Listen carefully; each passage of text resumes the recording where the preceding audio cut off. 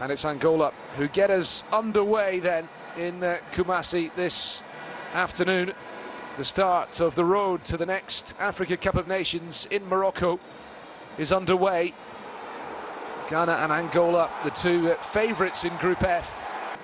Corner kick's been taken quickly. Kudus might just fall for the shot here. And for the ball to come in. Jordan Ayew trying to play to Kudus on the edge of the box. And another of Angola's substitutes was perfectly placed to pounce.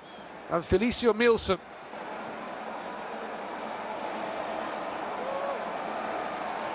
collected by the goalkeeper. And there is the final whistle. And the reaction of the crowd here in Kumasi says it all. The reaction of the Angolan players too. Angola have won this game by a goal to nil, thanks to a 93rd minute effort from Felicio Milson, laid to him on a plate by a defensive mistake, a howler from Abdul Mumin. It's a smash and grab act, but all credit to the Angolans. They defended superbly throughout this game for the ball to come in. Jordan Ayew trying to play to Kudus on the edge of the box, and Semenyo still going, driving forward. Jordan Ayew behind Antoine Semenyo. Another of Angola's substitutes was perfectly placed to pounce, and Felicio Milson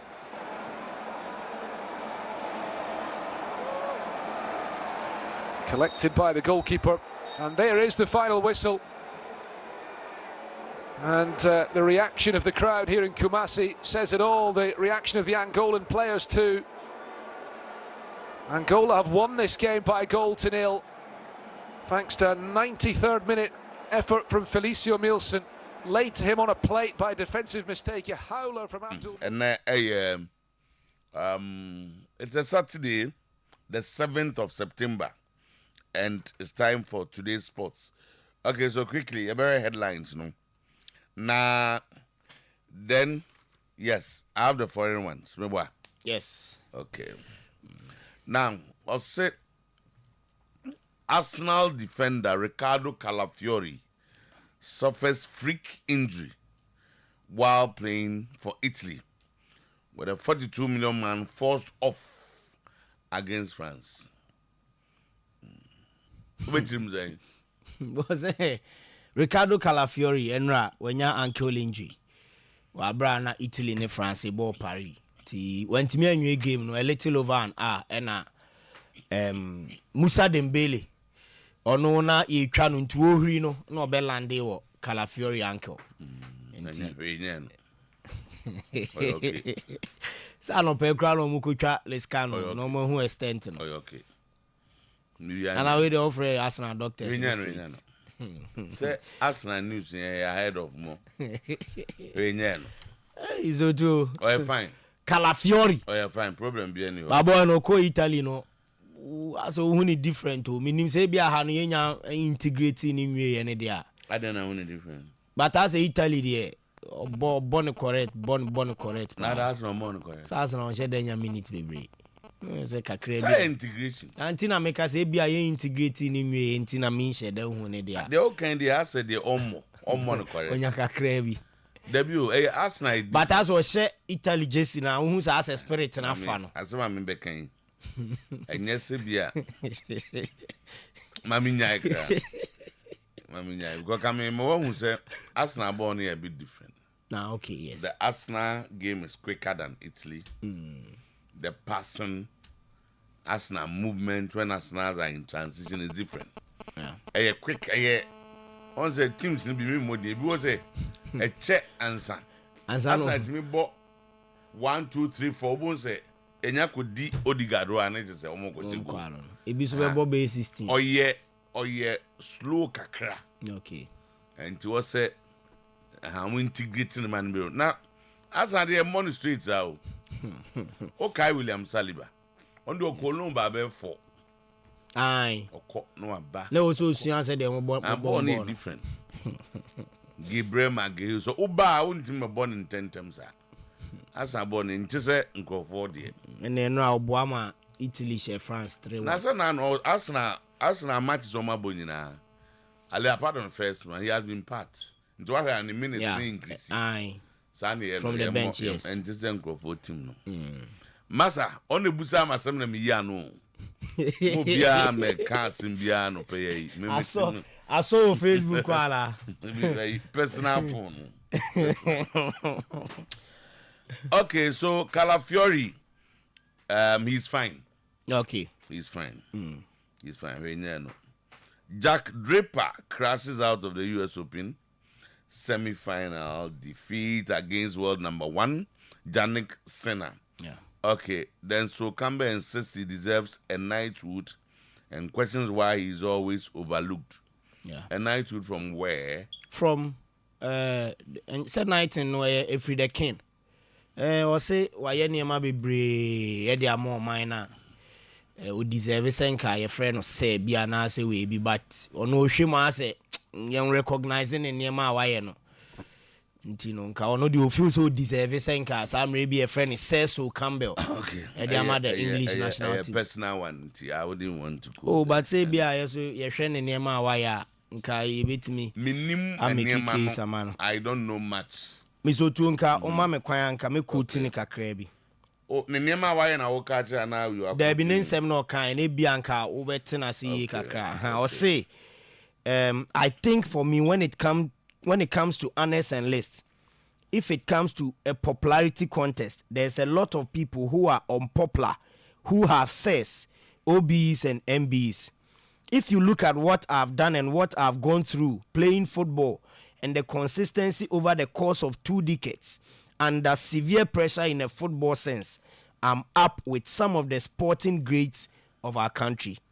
I'm a proud Englishman and I've done a lot for football on and off the field and for racism. Nti ni quote no. O say England o mo ne nam krofo bi okro bi animo mo. So be hwe na okuta MB okuta obi okuta se ne kanidin ho. O mo ne nam ho sa obi animo mo no wabo football no a fight against racism. Wa dedicating the time they are English national team. And they are Kenya you recognize no. So Campbell. Me just say I need to read more about him. Because me hear so Campbell. I see a lot of people on the same level possibly might have contributed same. Yeah. Apart from his role, our racism, no. Yeah. Be a horno, and he might be a bit ahead because he's somebody, or you'll be a he's fought it. So yeah. But boy no boy any idea any dear and go for be brain and a born pay. It'll be great too. I won't say no. Boy idea he's a member of the Invincibles. The great Invincibles. Yeah. And now on abuse no starting more no so ball for a long time for Tottenham Hotspur. Yes. And that time it was almost impossible. So be out here a boy from and not like one ball Tottenham and then you switch to Arsenal. Yeah. And so he had a lot of these attacks and I developed it. Sane racism some no. But But also assign the ranks from England under 15, 17, 18. A lot of them. Yeah. A lot of guys in England also went through the same system. And you walk out more deserving or manyana. I know cousin Crawford. One modding, but say, few say, as they say, MB snatch a chancrophobia or mundi deserve or money nam names. Be any more. Then we begin to analyze Mumienu. Yeah. Nipana who deserve a channel. No. But who Johnny say on your deserve, I think they will call him. He shouldn't even be say names night too. We don't go and fight for it. Only dinner. No, on Sunny baby. What I say? Yeah. On Sunny baby. Bobo no dear. Oh yeah, dear kakra fine. Okay, so Campbell. Paris renamed sports site after Uganda marathon runner Rebecca Cheptegei after she was burned alive by her partner. Okay. Yeah. Man City to face Benjamin Mendy in court in mid-October as former defender sues over alleged unpaid wages. Football agent suing Chelsea believes it's owed money for Kezume's transfer to West Ham. And then Flamingo nearing a move for free agent Anthony Marshall. Yes. Okay. Before this, I say, boy. Oh. Ono ane say no wana. Kai Marshall, pa. Marshall, about 71 million. You. Aye. But then, Samreno. add-ons na ne can home money do sa. Is it transfer? Ni can't So to tell me that my maintaining me stand say add-ons there, me nim say betim dey account hon there. Because add-ons be bri abe kan crofo sika ho a. Your add-ons are conditional. Aha, ntina. Banana say me can be a what they can the actuals ne ho a. Yeah. O nche da nya fair too. Ne favor go be samre nti omne ya nya. But eso so add-ons there. Adewe ne bo 25. Yeah. Ne mo me ton ma ne timi yesi. ASC, about 35. So, Nanya say, and come at 25. So, yeah, Naja. Anyway, Black Stars want to call home. Yes, and Rana a fly after recovery training of Barbara Stadium. Okay. Straight to Morocco. Yes, match in Basso Bekani. Niger. Okay. That's fine. Ghana Premier League social say, marking the beginning of another thrilling season of football across the country. Are you sure fans are eager to see how their teams will perform with exciting matches? Oh yes, expected at various league centers. Oh yes. Okay. Oh yes. Rana, GFA for now say.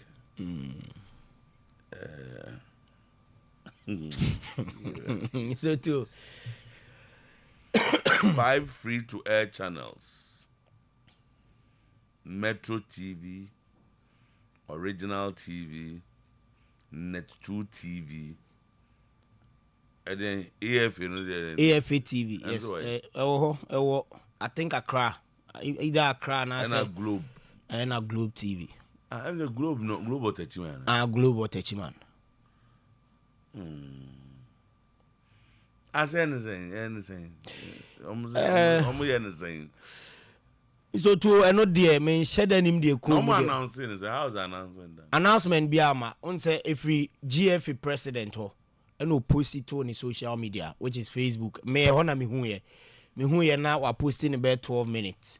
Ti or the matches no and 4 games and or the beto ho I flyer I say 4 games we everybody TV nti game bia no actually TV station e be ti minim born again or pictures ni bia nka or the beto so anope na nka ya hwese de net nti 4 games Heart of Folk game, Dreams FC game, Kotoko game nti no sana announcement ni Mr. Otuo ye sana ye hu say announcement ni ye because yan sheda hu bibia anajo ne bae so na ekobo nondu Sir, and I want them. O mimi hu 9 something o na 12 minutes after post here me kra nanka mostly me beda ya na me yeso ma me nkofam hwe bia bibi foforo aba ti me fa phone na me nam Facebook na na me hu ye and so within TV stations 5 and e be the Ghana Premier League o TV stations ni free wa GFA no ebe sign streaming matches no e wo mu YouTube account and no but and also be matches ni bi o mu YouTube account no ne so be YouTube account nti Mr. Otuo say na koye YouTube account nti ye hwe e bia Karela Kotokwa live on Globe TV and that so no but at least we deserve some members make us explanation as I say you are by chichimu kakra. Yes. So what I say into no answer on no akọhwe ene match no akọpe baby you know. Yes. was all around what we be. Say ena channels ni nyina so e free to air channels. We won here skabia na wa hwe bi. De here say wa bo multi TV decoder na say odem. The one camera na etwa na. And only question na me busa me ho na me feel say omo be hye da nya dedicated production team bi ama sa channels ya na so be allow channels ya na de omo cameras etwa ana say bi a channels yo be game no omo wo machines and fidia omo betim de etwa matches because Mr. Otuo in all fairness AFA TV pe and mahu say omo yi live matches e wo mo TV ne so omo yi division 2 Ashanti region middle league mahu bi da omo yi Accra Greater Accra middle league mahu bi da omo yi Volta region division 2 league am mahu bi da but don't say omo no ekwan omo twa ball no me pese me billet omo but me feel say a soft standard antina me bu the almost child division 2 division 2 ntina me ka say division 2 standard Premier League ebia omo the machines ni bia be ka ho omo de be twa matches ni dia ana say cameras no be double na so no kwan dem so ntime ntwen sam so too ntina me ka say omo yes you hu say echechenzi akekoji bi ntime kran minim say bia omo invite for radio right no na ebi omo di TV ne share to the bad man hu TV we obi mo ha ke betwa wo okay betwa bi and a lot of questions on social media no pemba me hu bi omo say omo hu Kumasi channels bia wo because and a Kumasi so na e ka ball ho nsem bebre pa o Ghana bacho yes ropa no urem ye introduce you now yes start Ghana betante they introduce you now yes start Ghana Premier League watch Liverpool attack are you promoting a league enwa busa question yen no na bounce asem we busa yo TV channels ni ba ko mi so Harewa Kamuska kana mecheniska TV channels no obobako original TV and on the right na mom twice so crab bad them was raw nam ka chen say I don't think say your local channels no be the capacity no kwa be ka say maji a show so okay no okay because this and thing he is was huge. Also saying say none of them has the capacity to And if you look at what is here as an entity to production is different so quantum grow now what the same farmer because in a week they are going to show about 4 matches. Yes, 4 and nipa back on to TV station back Ghana for year day or Mr. Otuo say extend the crown a bit me be 5 games in a week wa bra ya allocate match be ama 1 TV channel just that on say Metro TV original Open Ghana League area me penny pa na say me Ghana League na and now yes Ghana League as can what Ghana say tama and na yes Ghana League wa konta agada me na conclude say season we obema me house just na efe pa no no mama kotoko we win them man that man I know you bought it no I didn't buy it Liverpool do this we ni pass na ni na make say we strong aficionado Martin na me o my man na say say ope bi no am come Liverpool just say ope bi say ma kwa man ka Ghana League na we dey ope ma Ghana nya mi o 5 yes 5 TV stations. Mama went from a positive point of view. Oh yes, very very positive. Media is positive for me. Encourage it because me say once a TV station be meeting here, you know. Yeah. I think say omunim the ombetimi ayintra. Ba me dey ha me kakra say komo ma kwan ni hu say see ni adwutwa ton dia. Ke ko to. Ke so dey hu bejim bi. Ke so dey hu bejim. Like ha dey yi dey no ba ha. Na say no me bisa no. E wo office on dey na nye me bisa no. Say Oyerepa you're interested, what do we do? Well, mommy bia clear say you should bet my bambi. That's my worry. In and then a clout ni benya from this. Yes. 1 years scam will be TV channels now I'm told from a close source 8 years scam at the GFA. How much? And sana almost sponsorship. Na almost matches no e dey am. Which one say be a Globe TV they sponsored by so and so company. We should be sponsored by we. Oyerepa bit my. We should be sponsored by we. Yes. Oyerepa. But minimum amount. Yeah, minimum amount. So I know no can say we say cry yam friend ho nti we me say some minutes we mu fi abon friend no. Na me tell say ade ni a che wi. Dabi ye nche nwie ye. Afa ni afi ase. Tama ye nche nwie ye. We don't have a TV station in Ashanti region. I mean, why? Say Obian for bid Bianco. And you perceive who say you na da ben e free bid. You dey pay the radio right. Minim say radio right they omo call for interested stations on person cover GP on. But Obia as at no. Near him say radio be any who call so person for commentary right or radio right of the Ghana Premier League. But TV there TV had Express and they were yes GTV radio there no radio yes no radio right. And they are still talking to a company with regards to Sir radio rights in the crowd. Yes. So made for broadcasting with everything associated with the Ghana Premier League, the Women's Premier League, the Division 1 League. So no we was like I say want to be the best disturbable.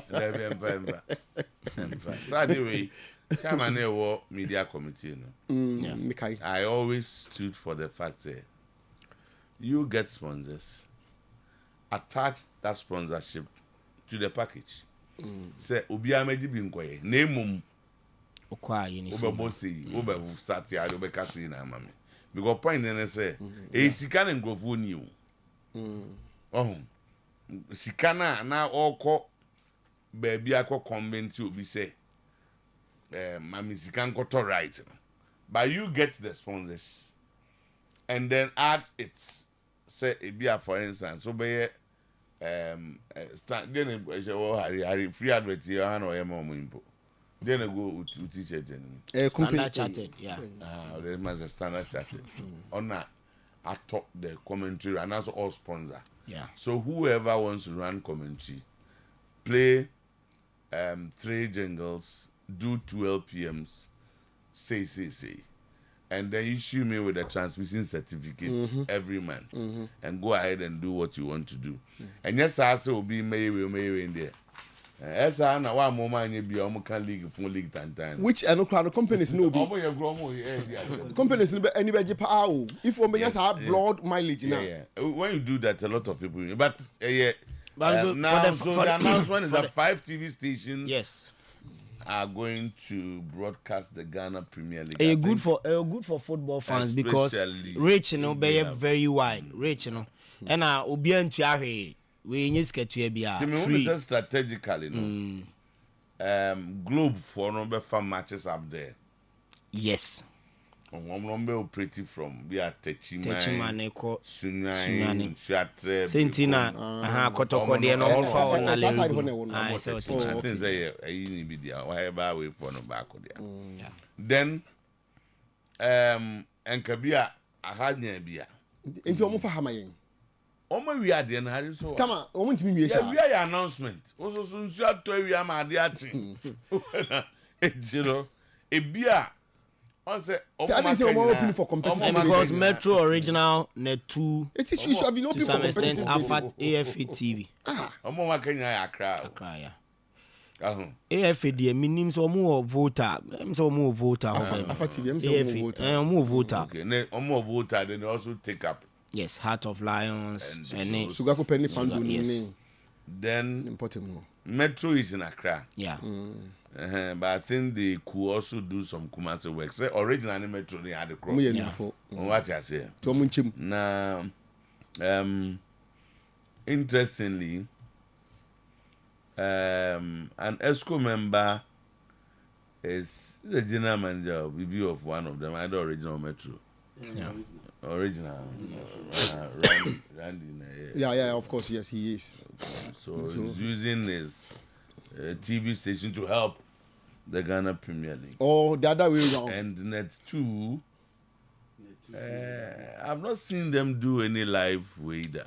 No. But they have the equipment. And I win a kind of so. And yet the Biana also were recorded while some more African games in the no time. Yeah. Somebody Me, they can get a production a third party. Yeah, no Acheampong. to do all that and then distribute to them. So yeah, we how it goes before we start. Monday.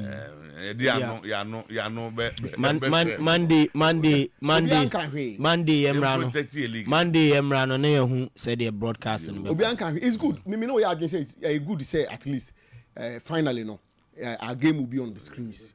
So how they do it. Now what's the kwa? Let me so to matches no match am to me ma say na making. Some matches in Achama more when I know. Into one particular match, no. Obi na yi. The another match, I will be to Kotokone, Carella say Globe for become Ben ho. No more to Muka. You know, I'm so Macquaco or my dear. And I say, but sure say, Obi the big channel, the TV stations, because the Obi van. We will get an expert to give us more information. Yeah, educate here only a tea for because TV's way be no baby I'm who say omo yibo no na ye mfidie ya dey try live programs here bia no mo so so the kakaka make say bia say omo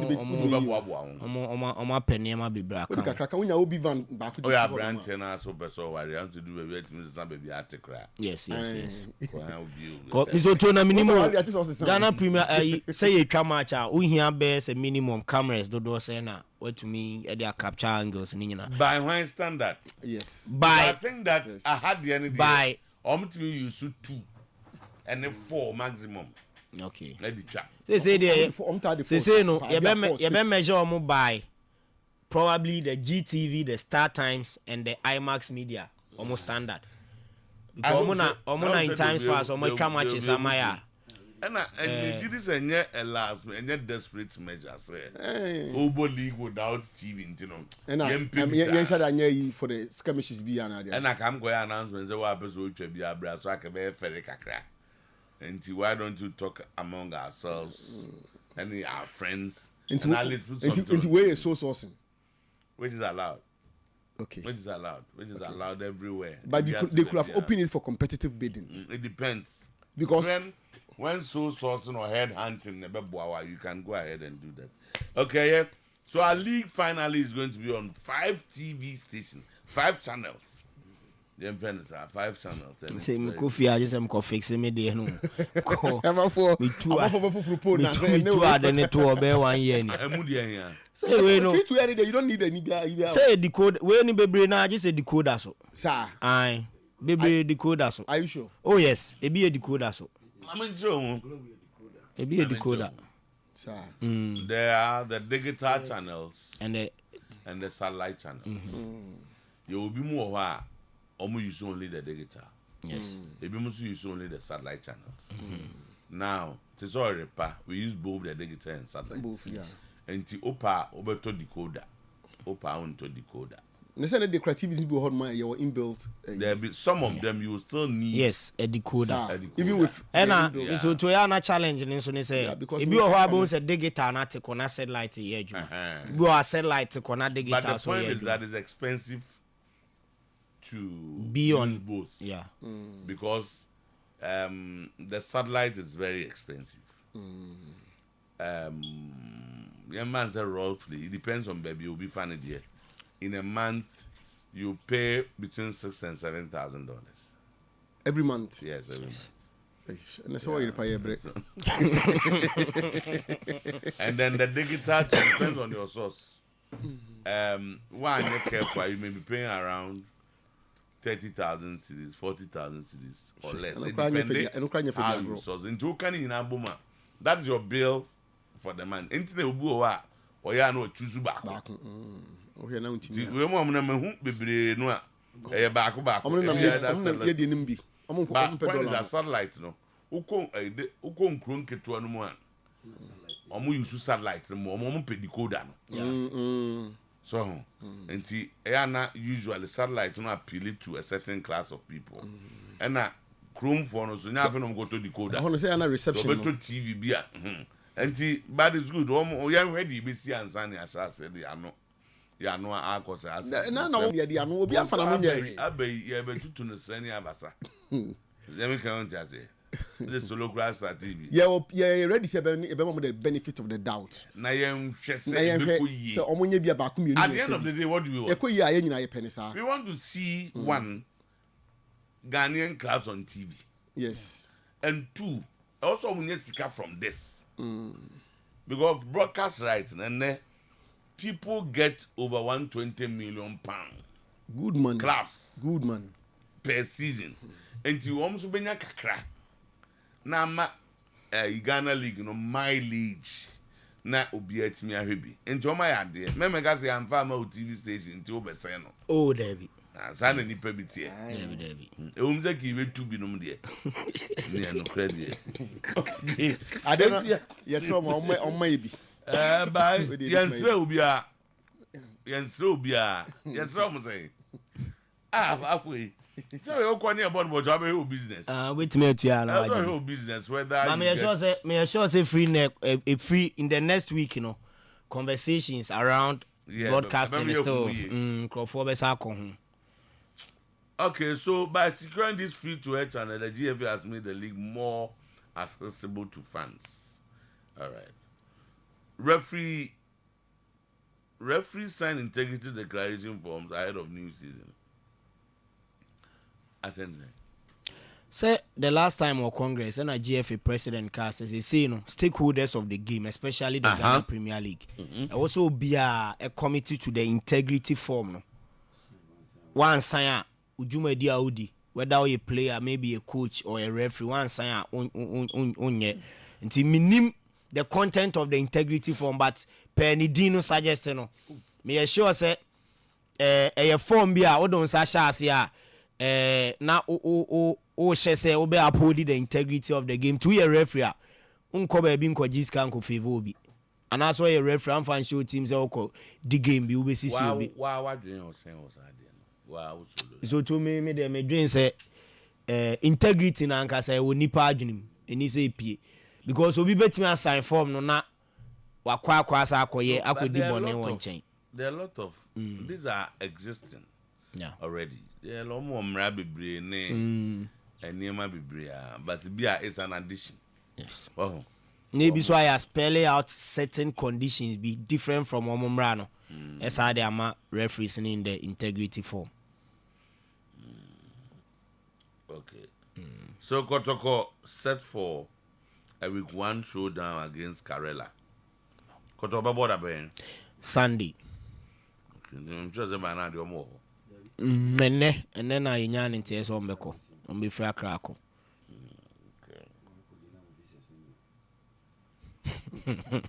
Sam.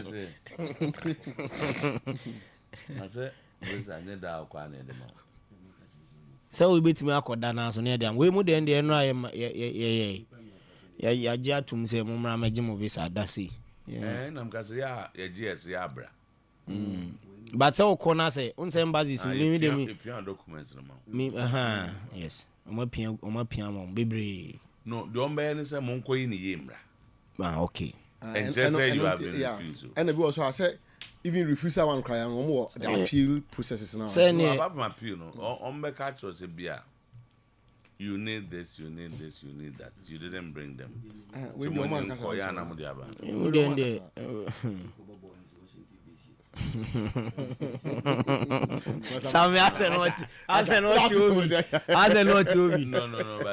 But so to know reporting say reporting say American embassy does that. And I was shocked. I think it will not be fair. I was shocked these are because footballers. Yes. And you don't subject, Washington DC for players them to because but I know they emra questions in the they are be busa. We over the board. But me just say the players from Barca and Chelsea. Sugurugu Stadium near the Dominion anim. I feel no ko bisa. Say unse misotoyana the way I ana abrofon fi say Ghana will be a go school on. Enye ne sa unse it comes back to integrity There have been times and football to kwaya or mama bima or moyawe. No, but this one was scrutinizing guaranteeing. You see, a different when me as an individual. Me say me ko baby. Ako ball and ako but we dear a team no. And I cover back by Ghana Parliament. And quite one. Ghana Parliament. Asante Kotoko 2 vote teams. I mean, me nana no mo ball on best aba. Me see omo kwaba. O moment. They am far more. Me so too. Sanity. Me so too na media. Ninya ye kwaba be checks no. Yam far more. Now any past 6 na enra checks 6 na nyai. Me say eno. I'm so to say media makobi na nsen akra almost the omu team no contingent ni nyina mo almost 15 was a 30 no. Omu bo bebre gui. Oh. Ba media ma de munya 30 no. Why not na haka say. Akonya dem say. Mo bia amfani bibia nkomo obi. Na American embassy say akotoko number. Enya me am ga no man ka wa. Okay. Okay, and I was saying, I want to talk about how Omono. Sa ubi the way Omo. But I'm saying that when it's where was state I saw a tournament. Yeah. Say you work up you the Mika say see no Black Stars the official way. We a friendly game. But official. Na for free England and say Black Stars there. Pre-season pre-season now I Liverpool for say your fan is a Liverpool player. And ya dey on Asia because yenko England be. Sana ya na o madwen yo mo to some extent. Liverpool obi to England na obekọ akoka Asia. Montiasia amude yekwaba. Okay. Has defender David Opon Frane to make season opener. Visa and assembly ejai. Okay. Example, Midiema, omu player ya na wanyini kakrai. So that's not can. O da bi na se onu abobo na chenye se bia ne age. Wabo ache mi refinidi. So onu se okọ yonya 5 years o. Na anu ya pre-season ya coach so mpani pabam. O da kwatra US. So okọ buy. Me just an idea. So okọ buy. Eno abinti na mrofo no person ka na 5 years nka onfanye dey. Abrofo no. Na 5 years na man nka so onfanye dey. Abrofo no yeso mo bezu bi bebo mo kro. Na de kembe on be see Ghana here. Cobra.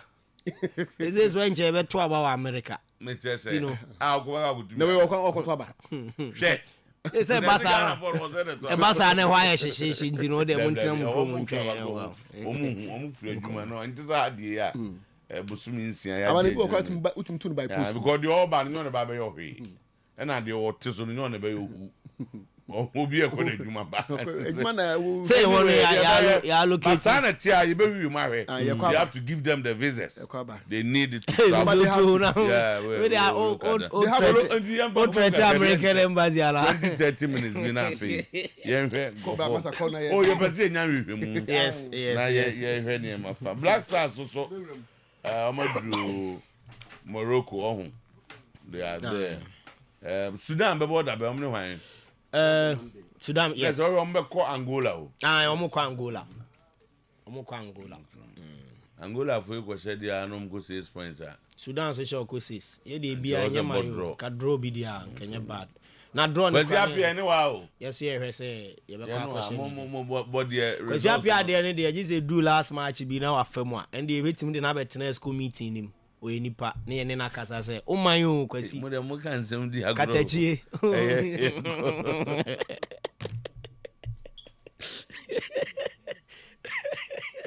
Okay, nti ye call and crofon cross na ye den sem kakra e de abramo ene anopai wabra jumadie no etremu akopim se nondu ebebo na ya sorry every nkonya so na sabati aba abetoa so e de amamu show ni live e wo 100.7 Oyerepa FM live e wo Oyerepa radio on Facebook live Oyerepa live on Facebook Oyerepa and Promise Sports and also stream me on Facebook uko YouTube na Oyerepa radio so no live and afa Oyerepa television satellite ne digital channels no unya ya so na wahwe dwumade ani bi ene entrawei Today Sports and the free video mu ha ene bremo enem memendai na me shansam na say the free African Cup of Nations qualifiers I gusu ekoso ebibre mu ha enra matches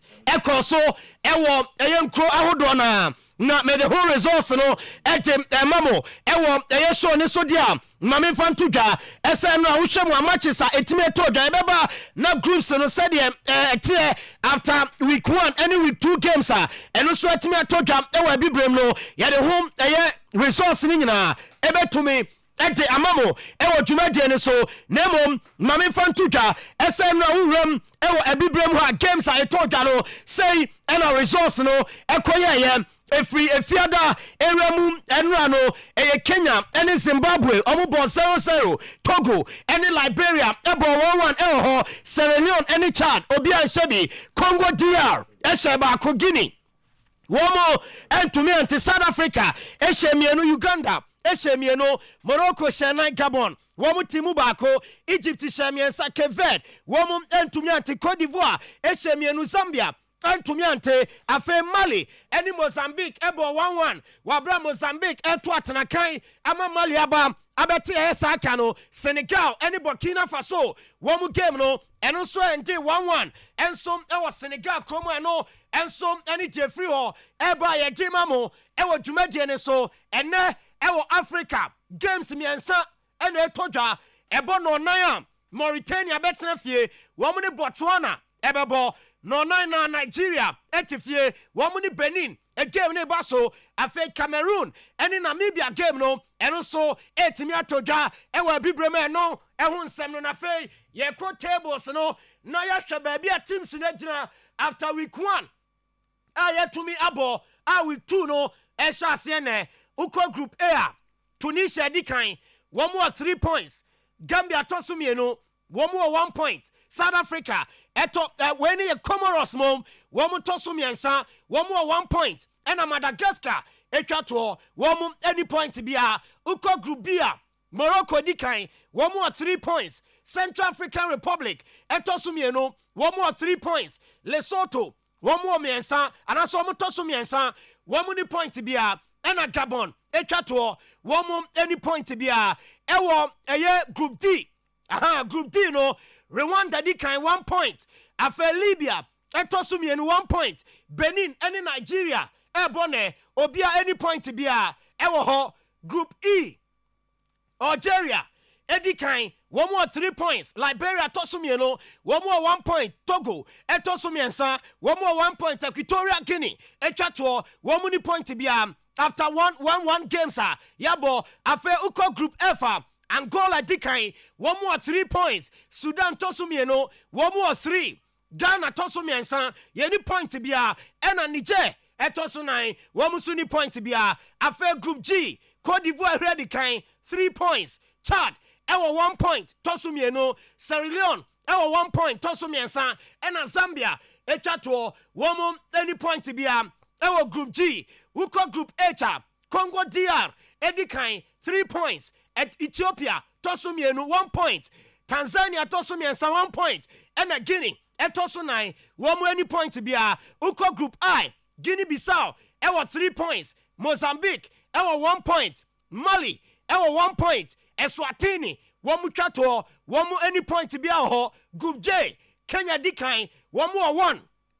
Zimbabwe, etosumienu 1. Cameroon, echato, any point to be omni Namibia ne game no so bo ewo Group J wabra yenya 2 teams Group J Kenya and Zimbabwe bo 1 games ama Cameroon ni Namibia game no eno etimi atodwa ne Group K Congo dikan 3 points Uganda tosumieno 1 point South Africa tosumiensa 1 point South Sudan ni point bia ewo Group K Group L Burundi 3 points Burkina Faso 1 point. Senegal 1 point. Na Malawi etwato so any point bia Group L eno said the group standings no etm ewo Africa wa bra ye de ho nsem no enyina emamo ewo dwumadie ne so afemi free ho na mawram ewo Europe Nations League eguso a ekoso enrada games ahodo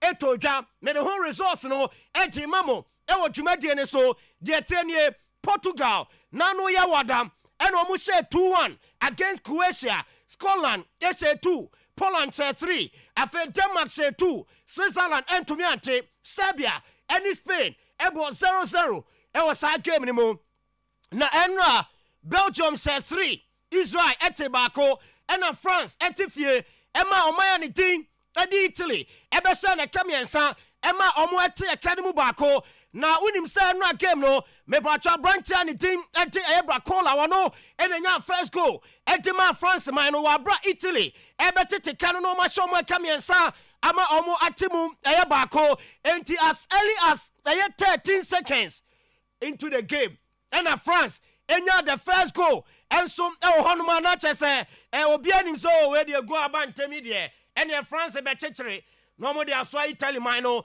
nanso ankowiem sa maka ese Bradley Bracola wonum enya first goal Federico Di Marco eteka no 30th minute after 50th minute Davide Fratesi enya second goal edima Italy man no ena fei abranta ni dindi Giancomo Raspadori enya third goal no edi ama omani di edi Italy wabro mo twaso awini sa game no by 3-1 afei Wuramo Adama Cheseba Swa Kazakhstan no Norway no Slovenia she 1 Austria te afe Iceland esha Montenegro kamieno woman tumiante Wales and Turkey one game no and this 0-0 obia anshebi ewo ho ene games a etoja no mebacho uram ewo Europa other games ewo Nations League no baso ene aya de ho nsem no etim emamo ewo eye dwumadie ne so Germany and Hungary bebo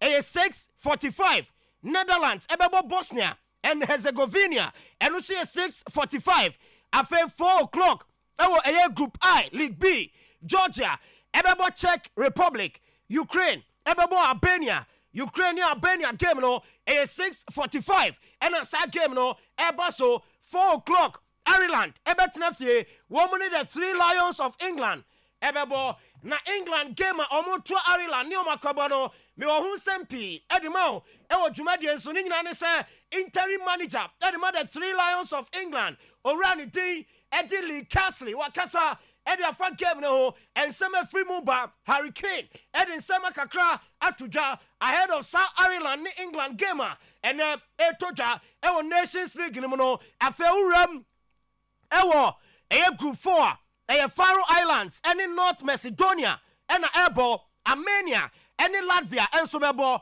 Moldova, any Malta, one more game, no, and so to me abaso, when you know, games are Ebaso, Ewo UEFA Nations League, I dim the Hunsamno, Mamo, Ewo, yet Jubadian, so I feel rum, and so Ewo South America, and games me no etoja, na Omodiano, FIFA World Cup qualifiers ena eno etoja ewo Comebol Brazil echi Ecuador eshomo ekabako womo entumi ante Rodrigo Goes osiakan edima Madrid womo bobo kolo on the 30th minute ena Rodrigo nya go no edima Brazil minor womo to aso ewini sa game by 1-0 afe Peru eni Colombia womo ball 1-1 enso ewo honma game no NDM 1 goal apiece. Wabra Peru, any Colombia, and so the Bueni. Na unim senya me ya dumo ebunada and a South America.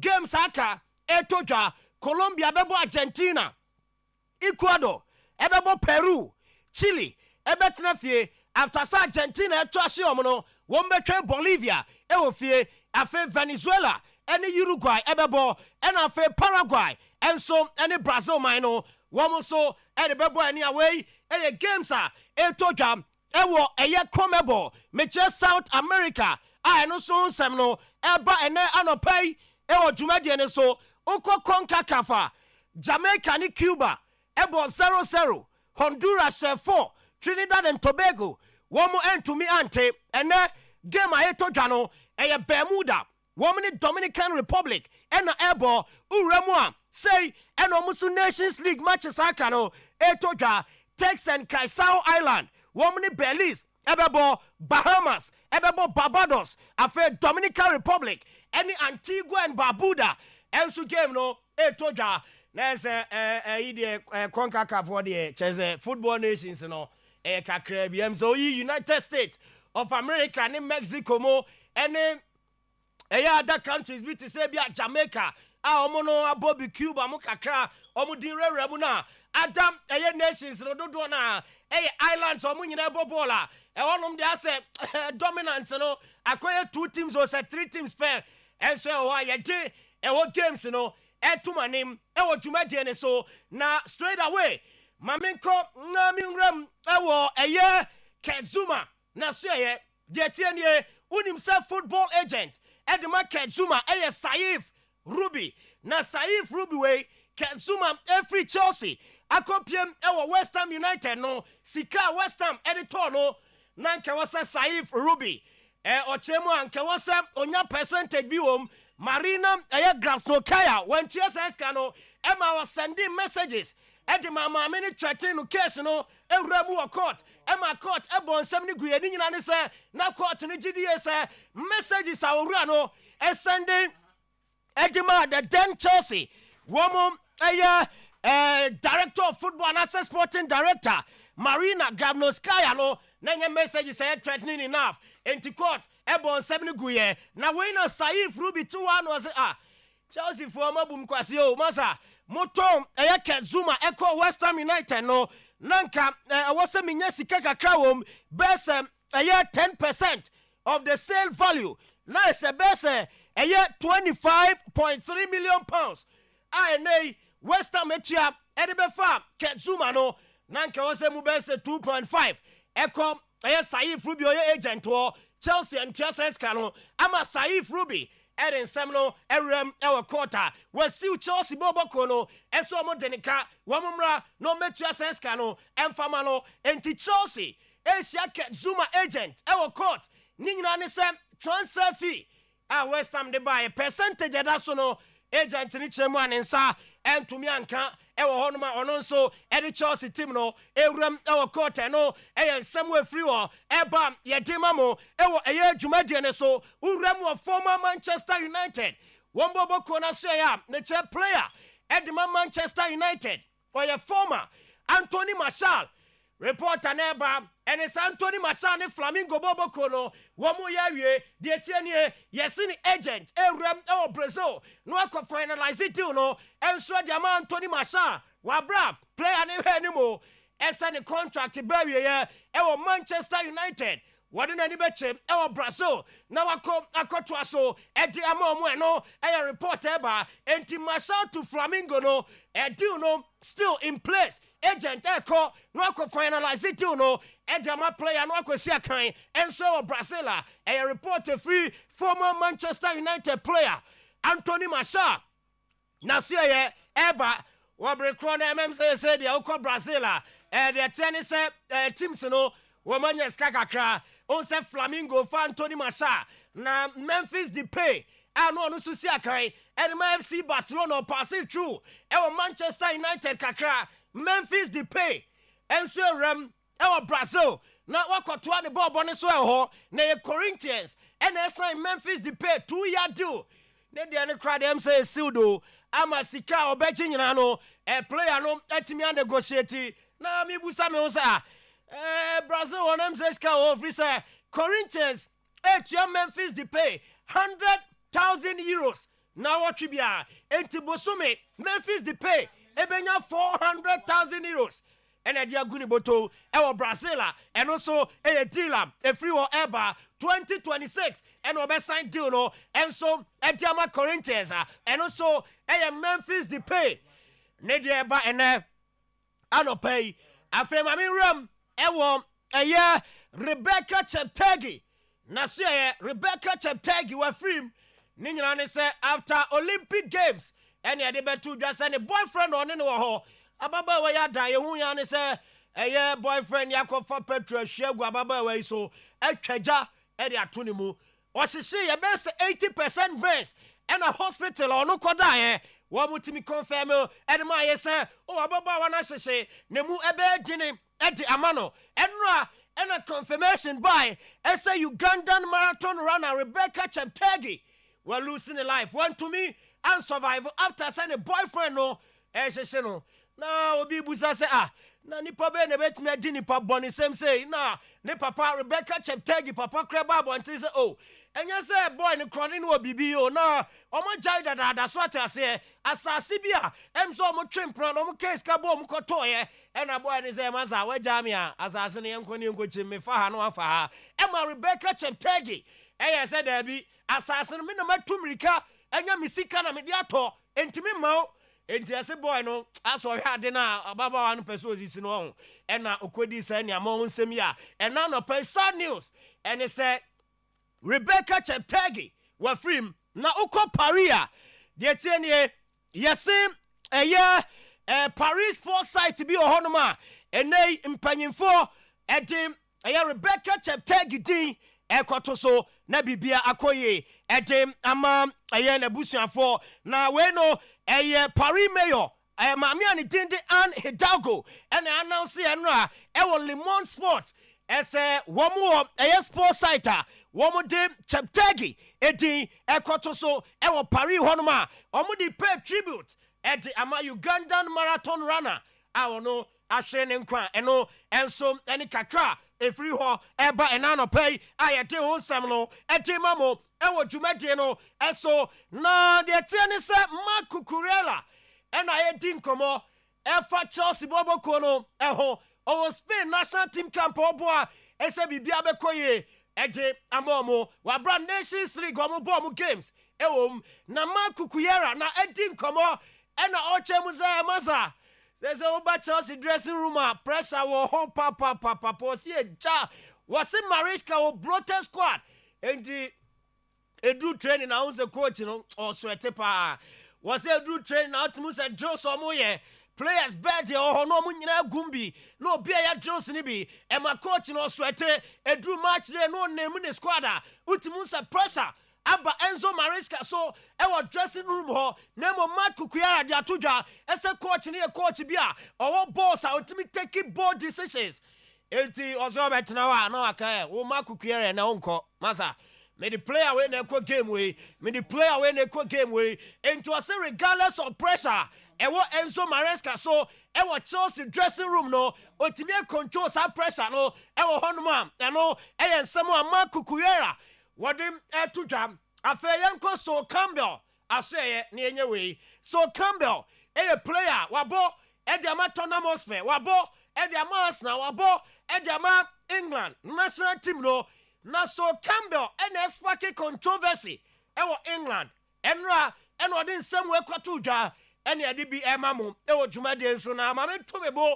na menka So Campbell asem ni na ne se okwa England a ye won panyimfo bi a sportsmen obi a ne field wabo adwuma so edim ama oman no na ya 19 nti ubehu se owura ne tin dia Alex Ferguson emre bi atwam ye 19 no queen en 19 na ye de se e ka ne di ho okwa England ebi mu ho ye de MB any OB asoso mu din so ni nyina de so mo di dwuma so e di ama oman na boa ama oman no etumpon e wo omu field a omu di dwuma na So Campbell na ode abetu dwa se ase se ni obi ni MB no ache o se kin ache e wo se nkedi bi to ni din so ni nyina ne so no dwuma wa bopa e di ama the Three Lions of England dwuma wadi e di ama Arsenal dwuma wadi che se enya Three Lions nko ache se wono under 15 no boy under 17 no boy 18 no boy England B be boy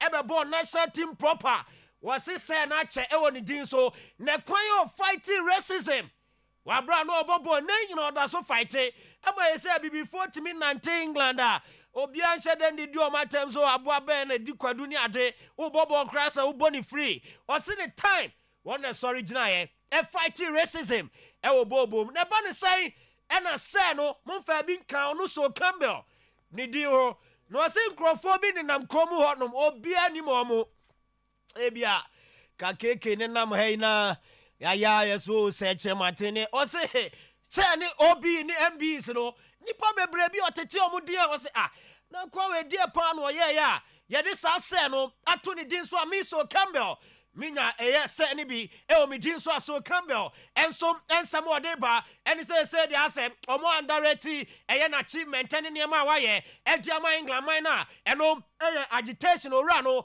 enso adi tudwa aye de ho nsem ni bi mamo ena no pay ewo dwumade no so me rather 3 Lions of England woman say ena ewo Nations League ni mo ne Ireland ena ebo na coach and day Lee Castley wadin komo na ansa ne beba ne komo ne so no Lee Castley has sparked controversy de di kan kra no what they atudwa ese na wabra omobo national anthem God Save the King also on to be na coach audi team na mo a ye be bo national anthem wabra combo game na se ye bo national anthem e ba ne say ena aso to be no say ono o sha se bo nyina no enya ade a to national anthem ni nyina ne say o se o to national anthem na e ma o lose focus to no be gina bench a o person ye focus tini ni tirimu no and tactics any said your best players any said your best vary tactics no and no adwe ho was so called to go save the kill 2 anthem na masa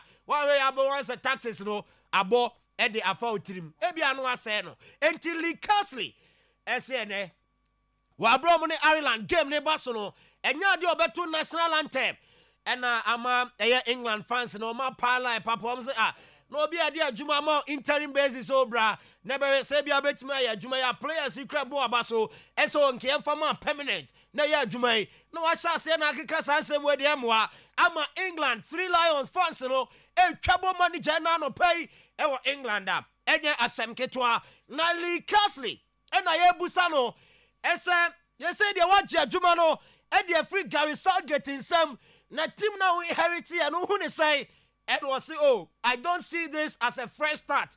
The team is so close to winning something. Yeah, definitely don't see this as a fresh start. I think I spoke about it before in terms of taking over a team as a caretaker manager that are low on confidence, are low down the league and are struggling. This is the total opposite to that. This is a team coming off the back of a tournament. It's difference of opinion whether it was successful or not. I think it was. I think getting to first of all qualifying for a major tournament is an achievement, and then to get as far as they did and so close and falling short. Yeah, I don't see this as a fresh start. This is a chance to build on what they've done in the past. I really believe that we're in a really strong position. I think when Gareth took over the team a while back, they were in a lower position in terms of the amount of quality that was around, but now it's totally different in that respect. These players now are used to competing. The standards are so high, and it's important. We've spoken a little bit about how do you want to be remembered of playing for England in terms of a legacy, and they're so close, and hopefully they go that one step further. We've got a lot of belief in them. Spoke about this already in some of the meetings that we've had.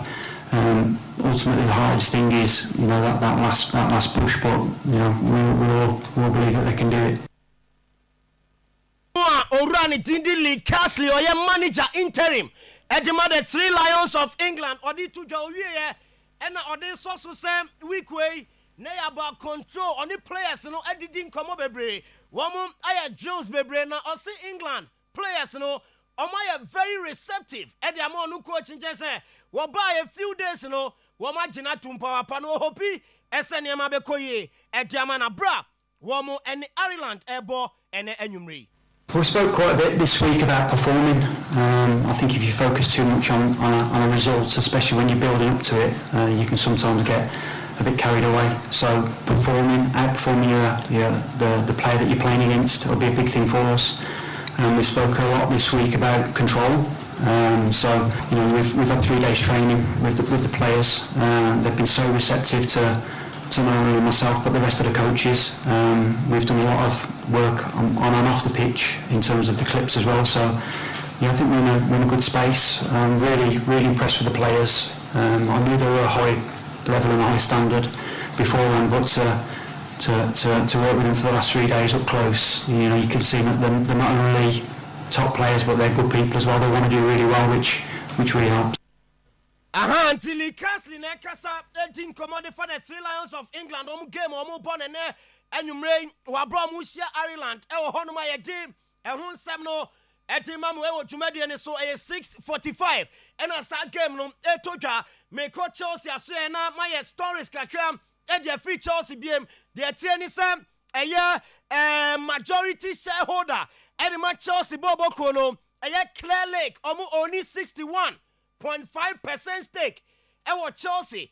Na yesi ukoha and tokwa esi between Chelsea. Womu honest no ninyina ne se yesi friction kakra eda Clear Lake impanyim for any Todd Boyle. Any ononso ni conglomerates womu oni a year percentage aka meche 38.5% ewo Chelsea. Bobo konimo na yesi ukoha Clear Lake impanyim for womu percent kwa sign to 38.5 Eye Todd Boyle, any Ekbal in Feliciano, Womo, Ensom, Eoni, Honmano, a report eba, yes, empire for Nintamu, and Yusa Ohu, Ama say, weka, now we can, Ama Clear Lake, Cranan Crawford suggested, SN also Johnny Shares in a tour, now for Omupem, a new buyer, no better, now so you see Clear Lake, honest, no, Eddie Atuja, as almost 61.5%.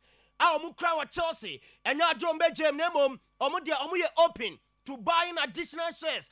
Our Chelsea Bobo Konimo, Eric Modiano, and some any kakram, a free Chelsea. Woman say, Eba, a fame young player and it did Eddie Benchua and Australia, Benchua, a player, they say Chelsea, woke up on the same way, didn't. Eddie Amano, Wabra Raheem Sterling transfer deadline day. Remu Asa no benchiwo de wanya baby anko. Na unim se Chelsea team no, wamu ofa benchiwo. Eddie ma take teams ahodo na. My teams ni bebre na rejected no. Notable among them, Fenerbahce. Nay, Jose Mourinho. Senko ni player no. Ebeye jumesi omo ofa ni man. Fenerbahce.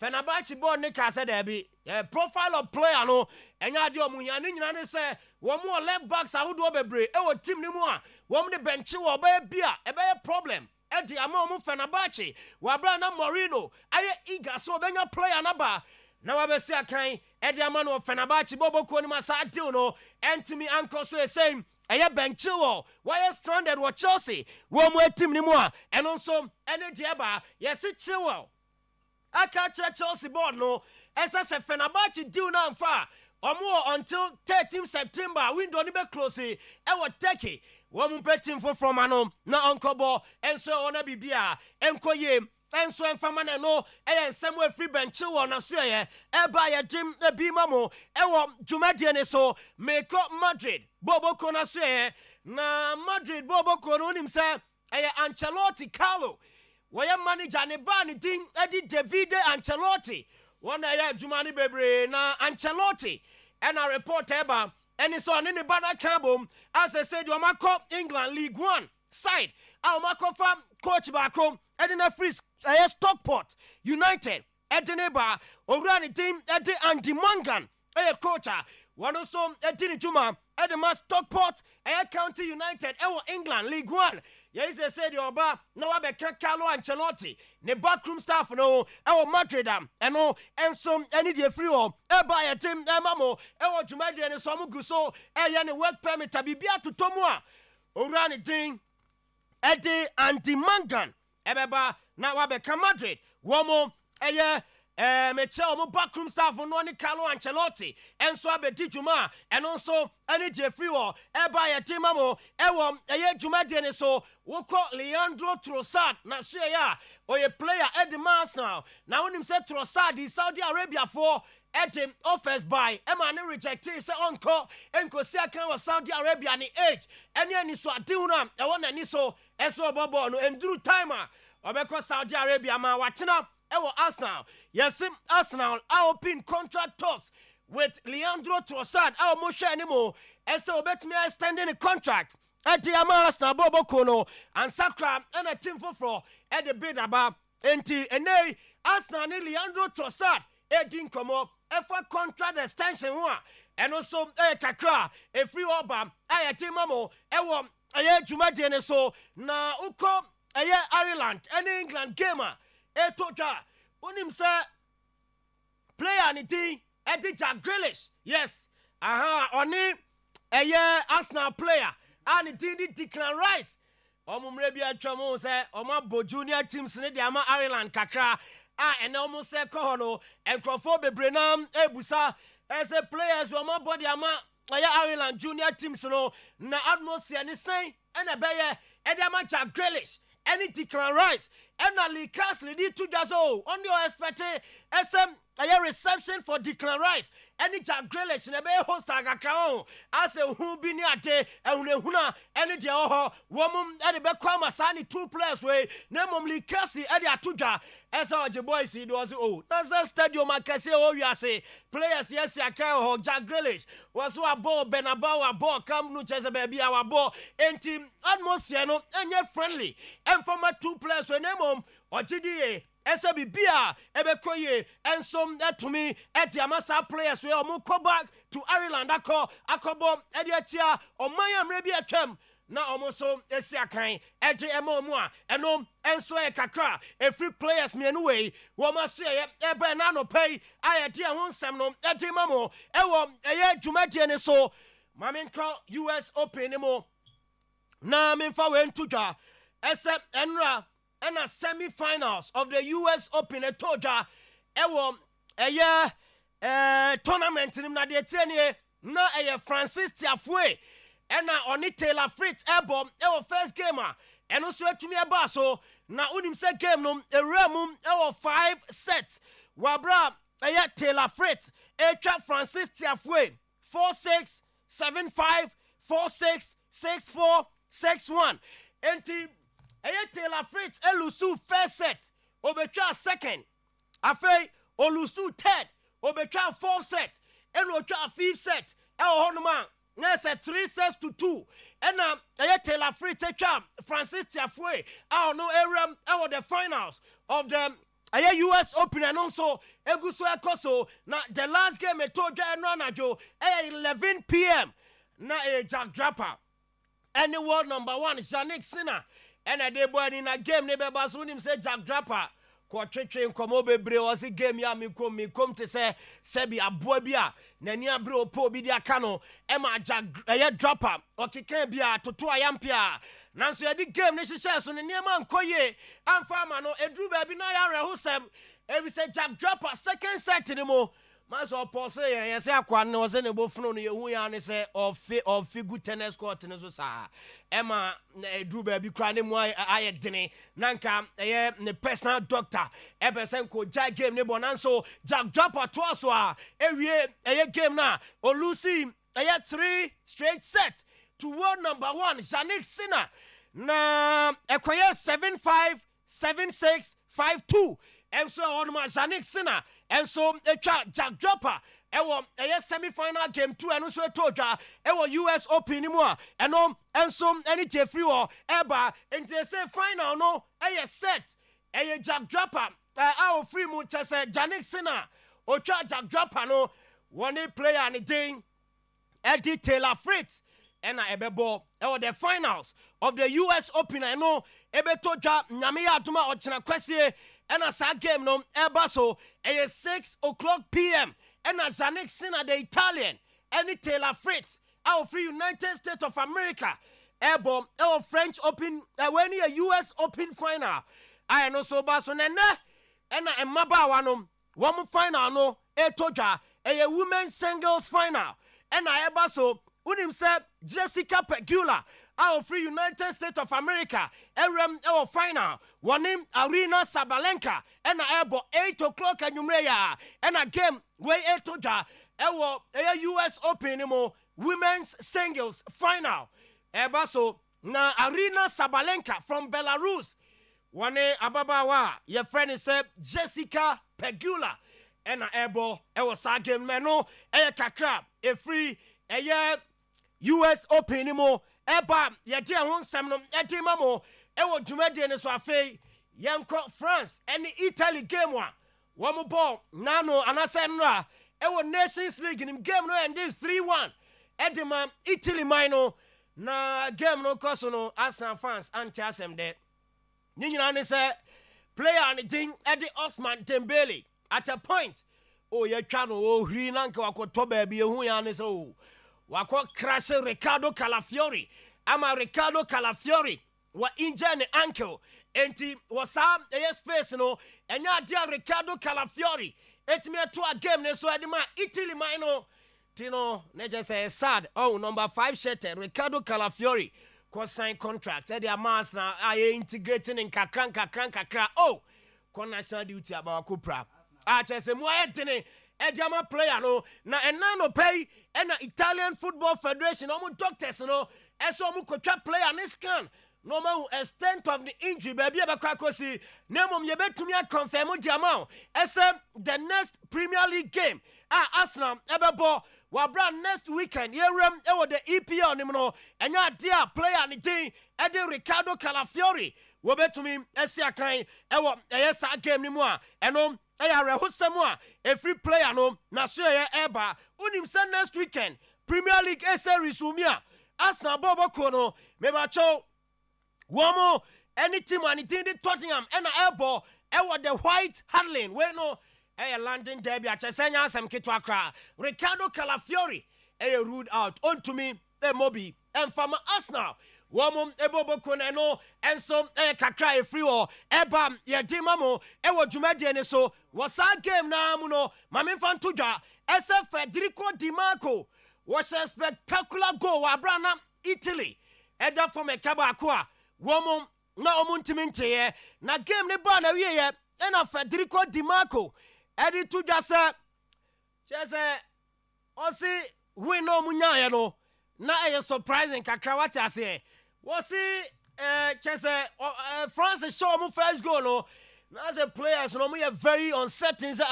Masa na France team we am Mbappe, Mujeje, Nimu, Osman Dembele, no Banifia, no Asato Atrankai, and your begged him. Eddie Amaye, no, I see Omutimi, and equalizer, second goal, third, no. Was he ready ato Eddie Ama Italy? Was he ready to build up on this win? Every some call Euros and Yaman Koye and Famomo and Tisomania Italy. Minor Nasomo Betao Machinoma Cose France. Paria. A good news at the moment. I also build on this win. Edema Italy. No mutimi twaso. Na omutimi to 20 national teams akesia. Ebebo makoemunyina no eyen semwa. Orani din Eddie Federico Di Marco wonom Eddie Atuja yade wonsam no Eddie Amamo na unim se after 14 seconds ena France enya first goal na yesi go ni tom no ena Gianluigi Donnarumma was it before the game na coach ani din di Luciano Spalletti one o maka so si Euros no de we be na chese 2 year ye betimi overcome what I say enti no mo de mo nkona mo se na mom game no si go ni to mu 14 seconds was say hey masa ade ni mo ayedin o we de coach kan na anya hwa na amfa o si eduru baby na chese onu goalkeeper Gianluigi Donnarumma na bamu yabu ni nyina ne se go ni bantam do na nka wo se wo ye bibi fa na so si go ni to mu a and we'll catch France attackers and was wait for me and wait for us. Yes, was what can Italiano na chance on what French and we'll catch them some we will be back and 30 minutes and at Di Marco at the bono at Twatnamonia equalizer no and more so and win it 3-1 and so was second meno Gianluigi Donnarumma Nin Samoa one also Eddie Tuja after sad game no I team na won sem Eddie Mamu Didier Deschamps manager Eddie the French national team. Now, I say, my name said Doom so I see what France are. Where the answer no can in the contest. Me quote to know. Or say, the lights went off for France against Italy. Or say, France team no more can you do me. Just one more year, she and ye, one more bam, one more taria now. Why was it a difficult moment at the no coach and the thing Eddie Didier Deschamps. Ninyani say Euro 2024 Masa ukodigu ye Nations League asasi onim so results papa beba ama Italy asa be shane 3-1 dey difficult moment and the French national team nemom or when it does so areshemu esani team no be overcome sa loss womanya edia Italy no was no ade ejani dumie kra edima omani din edi France no ensemo adidie di champ enso edi tudwa edi for the French national team one yedi ahonsam no bi edi amamo Hurricane ena odin sempi edi tudwa na Hurricane say Euro 2024 final omulusi no eye painful nemom Osi edu baby a o untimi nya ho hwe what ase adena se awie enti wo se upe areas a o fall short a wo say oh we there me ye we wa ha beboa me ye we wa ha beboa me no wa improve anase areas a wo say we ya me stronghold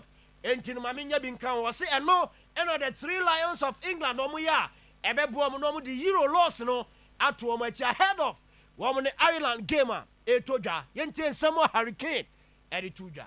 Yeah, I think we've done extremely well to get to the final. I think it wasn't an easy tournament. I don't think we reached the levels in a lot of the games that we know we can, but I think the positive thing from that is the fact that we got to the final. So, yeah, I mean, whenever it ends like that in defeat, you know, everyone quickly goes away and it's back into your own life and you try and get a break, but before you know it, you know, you're back for the new season. So, I mean, you don't fully get over it, but I think you move on and you look at areas you can improve from a personal point of view. You look at areas you can improve and try and implement that on the new season. But I think as a team, you know, we can take a lot of positives from the summer, a lot of positives from, you know, the last 4 years especially. But ultimately, it's about improving, and there's areas that we can improve, especially in the games when we look back at the summer. So that's now our task as players, is to try and get better, and you know, these games in the next few camps are a great opportunity to do that. Yejina Hurricane in Semnesona yede amanone semesi na no pay ewo dwumadie no so 100.7 Oyerepa FM live ewo Oyerepa television. So no etwaso ede amamo happy birthday enko enfama bright edu aka baby jet. Yes, oya adwuma e wo sofo line caterpillar inside mu ho and a bright edu edi ni dwuma na no pay. Yes, nyankopon hira ede ama bright edu yede amano ne nsemasi na no pay e wo show ne so dwumadie ne twaso ede amamo stick and stay 10 a.m. and I am emu so 100.7 show near live our radio. So on Facebook live for Oyerepa radio, Oyerepa live, Promise and Oyerepa sports, and I say a sign live our Promise when near Oyerepa television oh share our YouTube so show no air live our Oyerepa radio on YouTube. Yeah, to also Eddie Amamo boss player me was all the Calafiori Atuo for about 5 minutes or TV no so would that for my medics. Oh. And they are the JJ and chain. Born again, yes, sir. So now the man. May France and Italy game, Nina. May just what that form out is Dimarco Casa. Calafiori, yes, Arsenal fan be gra. Arsenal fan be sending me personal message or say Ricardo Calafiori was forced off the pitch in the 71st minute after sustaining a dangerous tackle in the match between a precaution. There's nothing. Tomo Mutiano Penina, he's okay. He's fully fit this morning. Calafiori. And I'll pay you, or okay, papa. And he'll be ready to play against Tottenham Hotspurs. Hey, I'm ruling it out too. Obian ruling it. To the man do Baba. To ankle injury. Time now, Audrey score on to me friend. New doctor M's on Say new doctor M's on friend in that. Audrey score the ankle make us own and I can't. Me a party impomino. Audrey score and party into me mono. Say we report and say Arsenal Fonti only for the years of Arsenal supporters. Calafiori will be ready against Tottenham Hotspurs. Period. Zaklusis. Unse qualifiers no course we be. Na nko mu say Andra. Unse Uruguay and Paraguay boys 0-0. Yes. Ugati. Man of the match na Ugati. One boy we own so nya man of the match. E wo sa game no mu. Until on the 79th minute. And a coach Marcelo Bielsa said, "Oh no, young bobo be brafi." And even though Bono Park no born was no be by a the branch and cry. At we know a warning to Eric Hag. Dear Masala BS, I am warning. Next week, Saturday, 11:30, Ugati starting. Ope. Ugati also starting. Early kickoff. Early kickoff 11:30. Manuel. Southampton is your early kickoff. And so to early kickoff. Southampton. You need to have your move. There is Southampton is your early kickoff. You're born and I do 2 grass Southampton. And early kickoff scare and a man was on board. Yeah, board draw because we had a red card. You see, some mistake. Go sit down and watch that game again. And this is a Brighton that had not lost a game this season, but we reduced them. Your mom had to send Kwada until that unfortunate red card. And Crawford's referee was right. Referee when and him was a mistake. Born and now no go boy you. Born but Tony now. Now ona ade na mo na ho umbian donje. But anyway, anti ono de obetima ye. Anti Ugati de niam personal. Ugati. Me bompa ye se obeba. Because ana board de enyen say obi ni team. Ugati be drew the am say na wie no ano no. No wie. So say what Manchester United lacks today. Ugati. Ugati baba be shim. I just say full squad number. I'm also praying hard. Say Luke Shaw and Superba. Luke Shaw the Oba. To Luke Shaw bar. Mazrai last game you say so say the one first and this Mazrai or na so Mazrai have got 8 tackles in games our boy winning 8 over 8. Mudeki kasa answer me. Oh, so to say there, starting in the goal. Starting in the goal. But on some Mazrai. In all fairness, but Casemiro. Who's the heart system no? Oh yeah, they. No mama na come judge answer. System na say. Aki to kwana nzi ojahi na mu say. Say Lord General. That team mu about 3 matches. Mazrai. Emu mienu ya hyew. Wa we ne baako. Muswako in that can a score line. What has tackle got to do with the score line? Born and fan ho. Yo, on the wine juma. Yo, obi anyi na juma yi. Okay. And you got the bar. Oh, Manuel Ugati. No bad way. Menim bonus. Okay. I'm in chat that thing and I don't pay that. That's a chairman. Oh, Western region. Cycles. Oh, cycles no. That's it. And a fuzzy so what be na Madame Funo war border no so no so voter region. And Eastern near the other. Beto about. Just tentatively. Him say I'm fix it for 28 of this month. 28th of September. Beto mamba. Na me kasa nya abato ne nya. Sisi e kan nei ma organize bus na rugu. Neko na moko nya. Abato de. Ni party we as we Ronaldo ani to abato so a. Ye beto be we no are disappointed.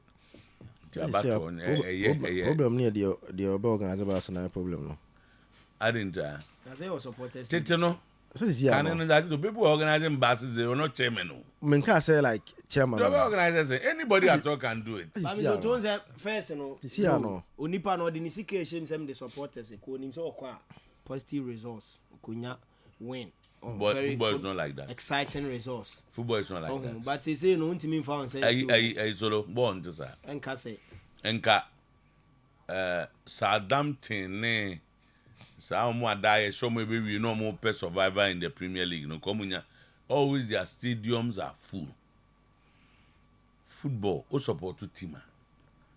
Tine amosi Arsenal for ne den. If your team is Arsenal, nobody force you to choose Arsenal. Also Arsenal. O ye kotoko support to bia mesrew. Se support to kotoko wa na say and na open. Ye hyewo. O bodrow. You're doing that is your team. And if you support a team, and yes, Eddie, or support call win near the Adin Kwa, and a team wait about 4 matches no more winning you. Season be able to team no 4 times. At time was about If that's what you support, people go there, support them. Yes, Shewa, Obekasa, but you still support the team. Naka, my United, near cover 13 years, no money league. Just a Monday, actually. So, don't say difference in any say. Monday, actually. Supporters, you say, had they no professor or no quabe quack born dance over Fabas, other supporters. And that's not support. Support is a group thing. Munina mu kambum. Na mu ko. Adiasi. Esi wanu si mano. Ni nyina ye ko. Yen kambum ni man kambum betimi aba. Bafo wa ye Ghana league which Liverpool atade ne. Osaso ntia say dey ntia ya mai bia ma ye nyi match no. Unzo promote. We are not yemfa Bafo. Ye issue this disclaimer. Oyerepa, on behalf of Mpenyimfo directors near, we are not interested in broadcasting the Ghana Premier League because it doesn't fall within our purview. What we want to do now, and count. Yes, I did. We are not good. Yet is all going to be. Yet Toma a cry. Be either saying Tana in his scared of a talk. To buy from Bacho and go cast a pedo church on account with you. We are not interested. Baby. Ye TV no. Ye nyenru baby I see a kwa di league aye. Timumien kono according to the way we want to go. Afi ye sha say BDC ani so say ye no. Na league nka Ghana Premier League nka. Tim se wa ngoko ntokwa bia emfra. Yesrewa wadaruma. Zach. Na dey mo so emo. Osu ugatenya ana ayi obi. Na Liverpool striker no hobby. Oh, pe ominya o defend say we no we were ho Real Madrid. And also na Luis Suarez o mo bede ni. Na Real Madrid defend say me for the Fred Valverde munya bobi. Valverde put the mo for on rating no. As na o form yi pa. Ugati jibo ni nya boy. Ugati jibo ni na o pass no atwen no pass. Since Lord General na I'm two pass. Abamabu about how near my say. Oh, before Lord General, Kauke Yaman for Bewa, but since a Lord General back and I'm for so I don't pay the miracle. Anthony Massa, I see Brazil, Flamingo be a never panton. And ne amatimi who news me sorry granted. Yet you could you be baba saying say. Oh, sir. Anthony Massa. Utimi be say What kind of first match? Hey, against Liverpool. Me say na me nam sunane kwa so me. Massa. Oh, Van Dijk you say. Anthony Massa say eh Van Dijk ka ayi na ke ko to no. Ka san na ko pe no e ko kai. Ayi Asemenga be ka san boarding no. And so mo na so bona na Monaco ya body say na aja o this carton brother for ko dey bobo o control ball team say ma say boy yi pasa ma say Europe kra no Saudi Arabia for kra so mo mpe on am no bra yi say oba na dey Ugati mami tie ya uprepra oba na ombo uprepra so ntafe die the trending ade a we ase ya so Manchester United Manuel Ugati obebo Manchester United say okay Manchester aba enu 3 years ni de twanika I don't know Tare Malaysia was on the proud to nana be one sending message there so friend okay bafo who headlines we have been going after Ozanu coming kind. Kind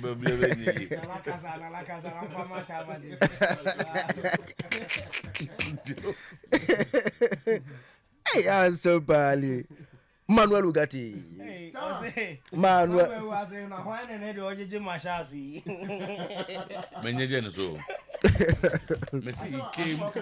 He came as a very good talent. And we all saw it. Yes.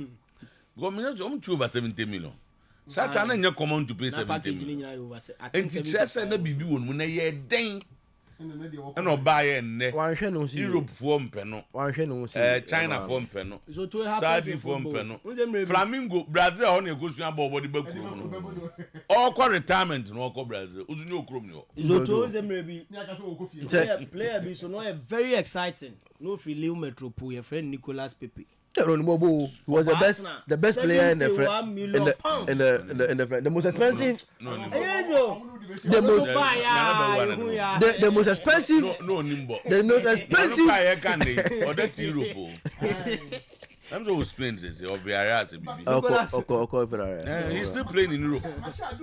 Masako Rafa Kano coming Cato. Oh, na Masha say Europe, na say Valencia. Well, Obian Peno. That be on one emphasis be of Europe. And no Flamingo. Na Flamingo be do na na crying. Na say Memphis the play munyi. Dem go fa na by means be so no wanyini. Masha the onyini sao. Obak I'm nice guy. Masha si pass and nante cry na me fe. Mama kwe abo asesa. I'm the president grab anu. Na mo beka Nicolas Pepe, onu Nicolas Pepe na. Onyabo anu akwa ne sasa apakan ya. Ohini dem no. So Oyerepa invest in the president. 419. Invest in the be in the president. I akwa assembly friends. Yeah. Unai Emery na go fa na bai. 419. So I'm go this can be the cry. Why apakan? Oyerepa ko akwa president why invest in himself. Waba. Na wa mbo brayi osore ya na wona nam fichi o we nyama na o we nyama SL voice a no ba no ntumi your repair juma no repair who said that and to allow you omo allow you to go no wo so omo ye no ho adwuma so ba ya enye ye you are sleeping off or pa ya we ya omo ya mfa babo enko na maso asem no ye omo ya maso asem no omo ye den ye ya maybe I shall move Liverpool uncle farm midfield them you are more Dama, the American embassy had issues with documentations of a lot of people, some from parliament, some from the GFA, some journalists. A further investigation is being conducted. Dama, and he refused to know. The American embassy had issues with documentations, some from parliament, some from GFA, some from journalists. Further investigation is being conducted by the American embassy. No investigations, is it? Sir, documentations ni bo hom de kugu ho no mo a e bo ho no mo na omo hwe mu a ase senia e bia wo se na American no pa wa wo de kwa wo se atie no say omo onye so omo bibim omo ye further investigation enti bi ho no mo a enye total refusal, especially with regards to the players no ni ade no oh say America for the omo no omo mafoku omo they don't give a damn obi hasn't give a damn o enti tama enti ebi ho no ma ebi some of the players ebi e be sam omo akwa so if they are able to omo to me arrange document in here na it me meet the required at the 19 no also it's a group travel yeah name omo for instance obi ho a kotoko say kotoko akọ bia Germany ana o makowe na wonka ho all of a sudden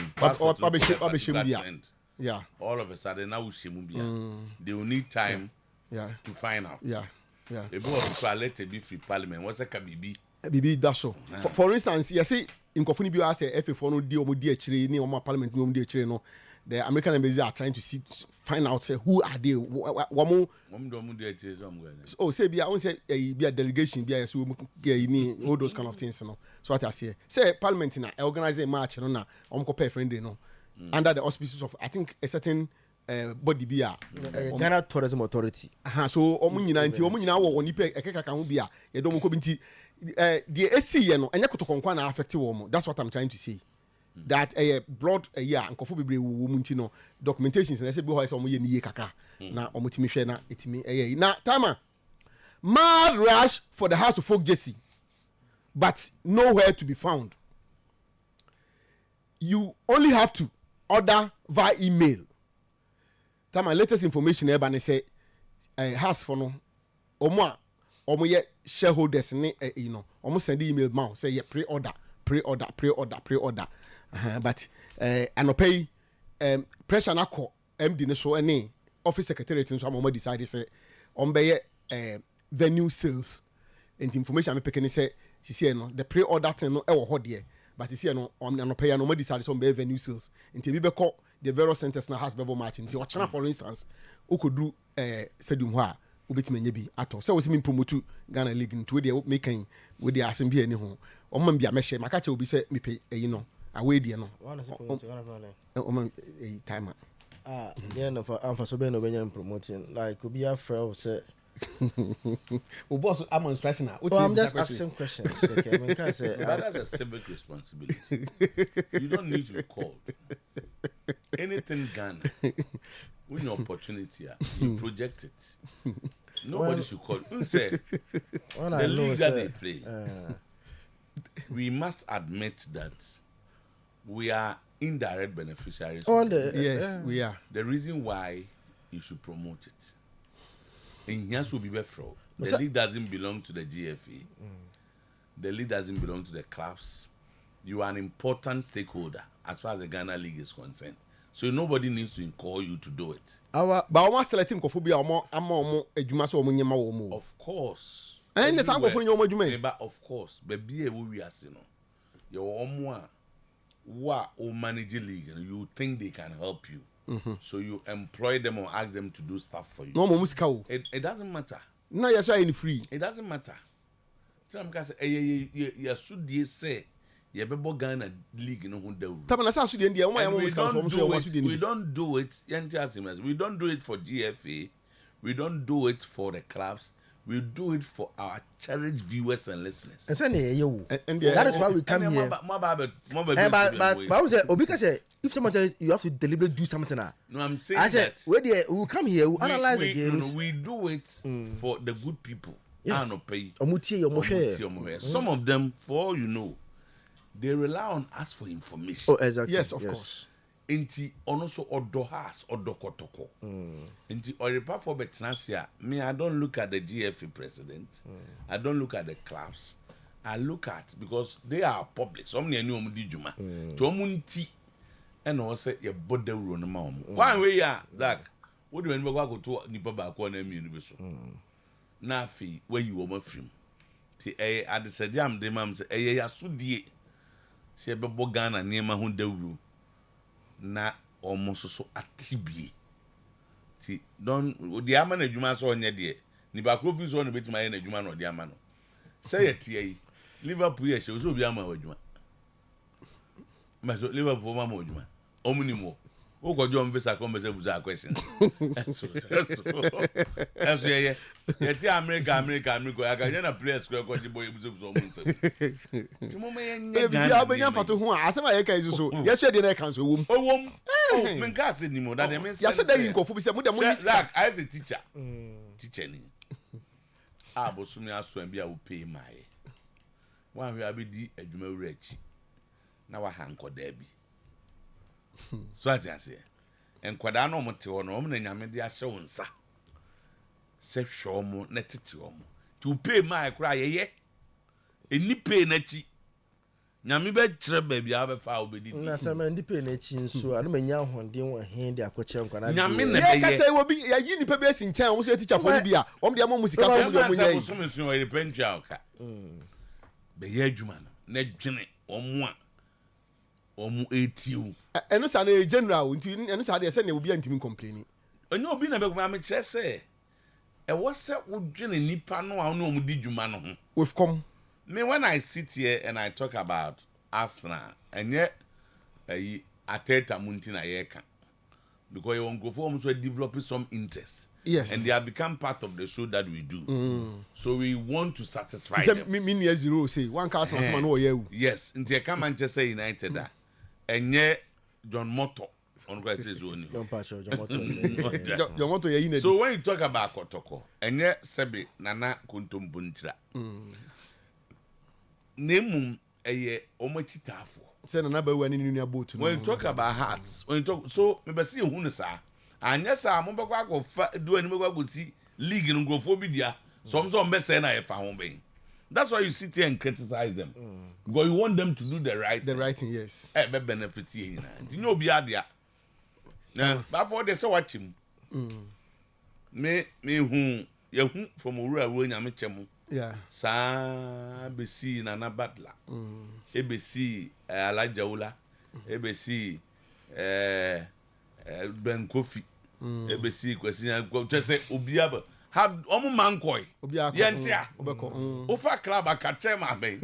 We are still here. Yeah. With the people with the support mamu ni omo chi. Yeah, they nipa na omo and then no cry. Omo reso de omo ntwa omo de so ne so yenkan de. Enti me say asati Ghana league ma to Liverpool mi hia na abiem. Wa bane. Wa Ghana team bia uhia bia no de obo mamane a ye be ka go pe bi di ama. Has ne kotokwa we na ni mienu nyina me pebi. Meshe. Ye be ka go pe bi ama. Te me menda. Wo be she Jesia. Ozo she Ghana de. Me wa nka meshe. Enti Jack be she on sa eni hu djuma. And then you got to go and ask so. I used to minya a year. Maybe 2 weeks. Go stars the measure. This year, me were nations. Last me who saw nations there. Me were me dear man. Miss Dear Masu de Minya measure. Me was Samatex. Samatex the measure power. Ozen and same way and get what. Samatex the measure power. And to me share. No, I want for this season the Emre. What's it? Such a Maraka ancestor mo we dey say nye you need to promote it. No, me the Minya measure. Well, honor so mo we. Oh dear. Yeah. Emirates fly better. Move to better. Amania. Yeah, check Ghana League. Ukra there do Yeah, check Ghana League. Do promote to fly better. Emirates. Or benefit from Ghana League no more than any other person. You two know Madrid. We are Ghana League. Say yeah, me Dani and they are starting Ghana League. Oh, Banana, Jason happens or said they are Ghana. But we want you. What ding? Even Groma. Yeah, say claps no. Me sure say omo Jesus. Obia sign JC there. But Obia no ane dey odwaso.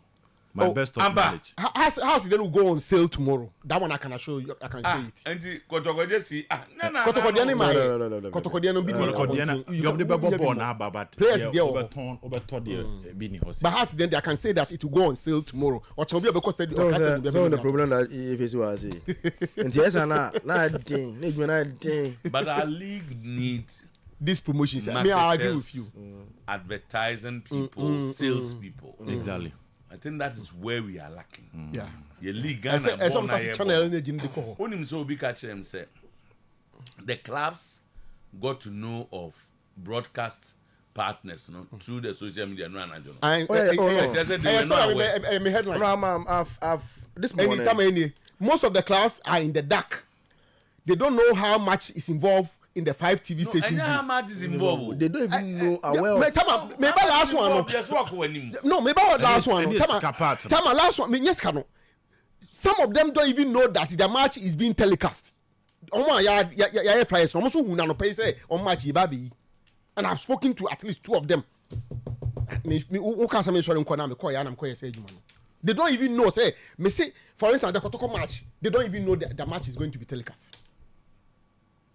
So that on bet my and yes to be how I say your match so that on bet my arrangement e be come am obi ahwo to no na they don't know but still the Ghana League the most ridiculous announcement me hu owiase everywhere any part of the world the GV for near and no very oh there be me hu be tell me wiasim such announcement there be I will tell you him also bet enye me kokra sem ya wa say just say kokra sem no na say they seen in run say e be see owiase be bia da say o you has been Nicodemously omo tete ya Nicodemously and omo ya no mo ye release flyers na babonte wait say the football na like anything especially when the man in charge of strategy and PR and him advertise and he's a marketing person atna hano and run now I can say Ghana for nyina hwani mu na it is coming na kwa on pass here no and you see my biggest problem e ka TV writer e sika ye de ma wu team ni because akobo ka akofa my kelesi no akofa wi abo ntino ye de to TV so ni ama usika sa wo put that wakọ ho ka to no compensate for that ade na wakọ ye no now adam ye eti teams na am ye involve no dey na mo dey mo and man kan che obia Badunum sen Isaac we dey after show na any I don't know how engage in there.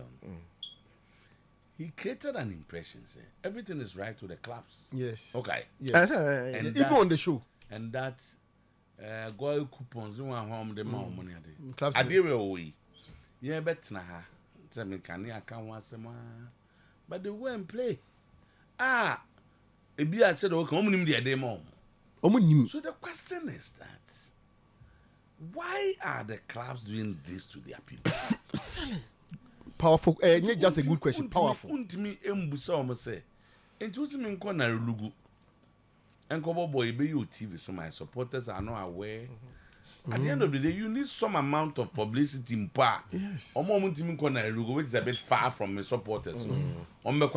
Yeah. And I should be able to convince them as to why they should go and watch it. And to me then say, why do they do that? Oh, but that's an out the post from the FA president said, this is just a teaser. Okay. Something to relax for the weekend. So clearly, from my point, I want to say, more of the absence